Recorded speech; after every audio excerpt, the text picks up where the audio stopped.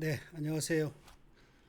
오늘도 정관 이어서 절세설계 컨설팅 파트 3 정관 조문별 진단 내용 계속해서 보겠습니다.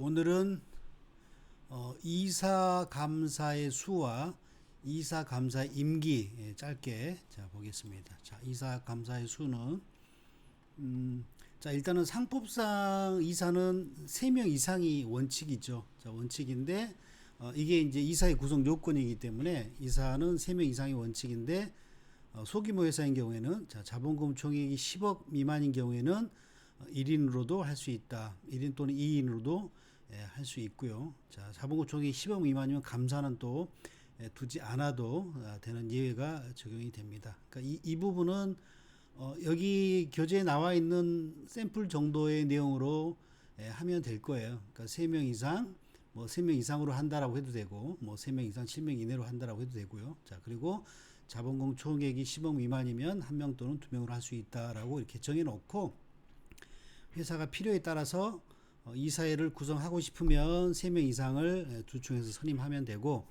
그렇지 않은 경우에는 1명 또는 2명으로 해도 별 상관이 없겠죠. 그러니까 이 부분은 정관 조항에 대한 내용에 대한 컨설팅이라기보다 이렇게 정해놓고 회사의 규모라든가 어떤 의사결정의 어떤 그 수 내지는 어떤 편의성 이런 것들을 고려해서 우리 회사가 이사회를 구성할 것인지 아니면 뭐 우리는 뭐 의결할 사항도 많지 않고 뭐 주주총회 한두 번 뭐 열어도 충분하다라고 하면 굳이 이사회를 뭐 구성하지 않아도 뭐 상관없겠죠.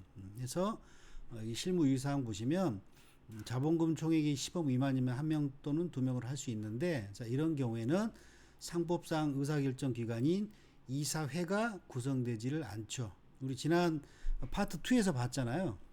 그러니까 이사회가 구성이 되지 않으면 이사회라는 게 존재할 수가 없다. 근데 이제 일부 회사의 경우에 이사회가 존재하지 않는데도 뭐 이사회 의서라고를 다 내부서로 이렇게 구비해놓고 그런 경우 봤었죠. 그건 상법을 잘못 이해하고 이제 그렇게 한 거죠. 그래서 어쨌든 이 예외 조항에 따라서 이사를 1명 또는 2명으로 할 수 있는데 이제 그런 경우에는 이사회가 구성이 되지 않기 때문에 주요한 의사결정을 다 주주총회로 해야 되는 그런 문제가 생깁니다. 그래서 상법상 의사결정 기구는 이제 이사회가 있고 주주총회가 있고 이제 두 개의 기관이 있는데 이사회는 이사들 3명만 모이면 탄력적으로 운영할 수 있는 어떤 그런 회의체 기관인 거고, 주주총회는 모든 주주가 모여야지만 절차도 좀 까다롭고 좀 복잡하죠. 그래서 이사회와는 달리 주주총회는 좀 복잡하고 까다로운 절차의 개념이기 때문에 이사를 3명 이상 선임해서 이사회를 구성하는 게 합리적인 의사결정이 될 수도 있다. 그러니까 회사 규모가 좀 커지고 하다 보면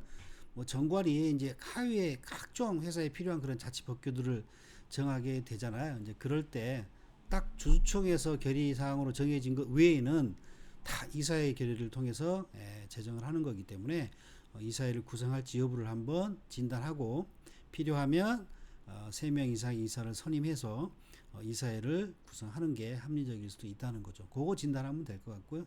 자, 그리고 이사 감사의 임기는 이사 감사가 이제 조금 다른데, 자, 이사를 보면 이사는 3년으로 한다.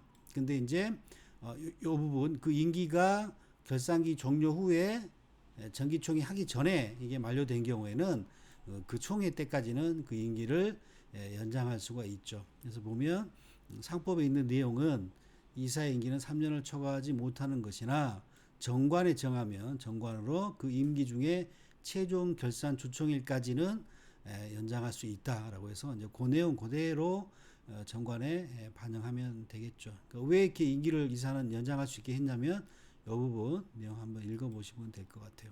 자, 그리고 감사의 경우는 이사 임기와 달리 정관으로 연장할 수가 없죠. 그러니까 3년 내에 최종 결산 기간은 정기총회 종결시까지만 인정이 됩니다. 그래서 총회 하기 전에 3년 임기가 마무리가 된다고 그러면 연임을 하던가 이런 절차를 취해야 되겠죠. 그래서 이 부분은 실무 유의사항 내용 보면 이사 임기는 3년인데 3년이 경과하게 되면 원칙적으로는 연임을 하고 그 변경 등기를 해야 되는데 이제 그렇지 않은 경우가 이제 실무상 종종 있는 것 같아요. 그러니까 3년이면 후딱 지나가죠. 그래서 이제 그런 경우에는 과태료가 부과가 되고, 이게 이제 오랜 기간 동안 연임 등기가 이루어지지 않고 이사가 3명인데 뭐 한 명도 아니고 세 명 모두 다 오랜 기간 동안 연임 등기가 안 돼 있다 그러면 등기소에서 해상 간주돼 가지고 법인 등기 자체가 말소되는 경우가 실무상 발생을 합니다. 그래서 이런 일이 발생하지 않도록 실무 유의를 하는 게 좀 필요할 것 같고요. 이제 그러려고 그러면